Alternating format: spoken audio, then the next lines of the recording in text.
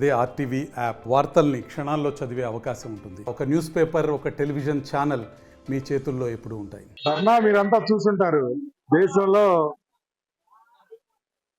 ఒక రాష్ట్రంలో కొత్త ప్రభుత్వం ఏర్పడి 45 రోజులు అవకుండానే ఇన్ని అరాచకాలు జరుగుతూ ఉంటే ఢిల్లీ నడిబొడ్డున ఆంధ్రప్రదేశ్ జరుగుతున్నటువంటి అరాచకాలు, అకృత్యాలు, దారుణాలు జరుగుతూ ఉన్నాయి.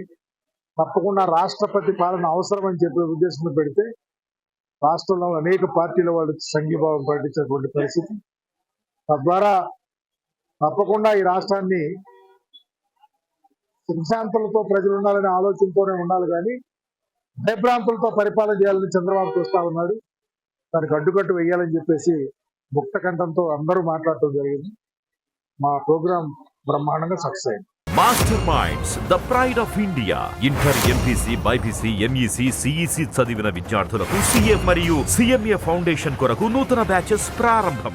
రాజధాని న్యూఢిల్లీలో జంతర్ మంతర్ దగ్గర చేసిన ప్రొటెస్ట్, ఆంధ్రప్రదేశ్ రాష్ట్రంలో ఈ తెలుగుదేశం ప్రభుత్వం ఏ రకంగా అయితే రావణ కాష్ట చేస్తా ఉన్నారో దాని గురించి జంతర్ మంతర్ లో వీడియోస్ డిస్ప్లే చేశాము, ఫొటోస్ డిస్ప్లే చేశాము.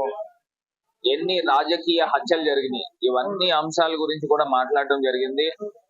ప్రధానంగా ఏవైతే రాజకీయ పార్టీలు వచ్చి ఇక్కడ మద్దతు తెలిపారు, మీకు అఖిలేష్ యాదవ్ గారు కానీ, టిఎంసీ కానీ, శివసేన కానీ, ఈ పార్టీలన్నీ కూడా వచ్చి మద్దతు తెలపడం జరిగింది. అంటే చంద్రబాబు నాయుడు గారి యొక్క దుర్మార్గపు పాలన ఏ రకంగా ఉందో ఒక్కసారి ప్రజలందరినీ కూడా గమనించమని కోరుతా ఉన్నాం. ఖచ్చితంగా దేశ ప్రధానమంత్రి గారిని, ప్రెసిడెంట్ ఆఫ్ ఇండియాని కూడా కలుస్తాము.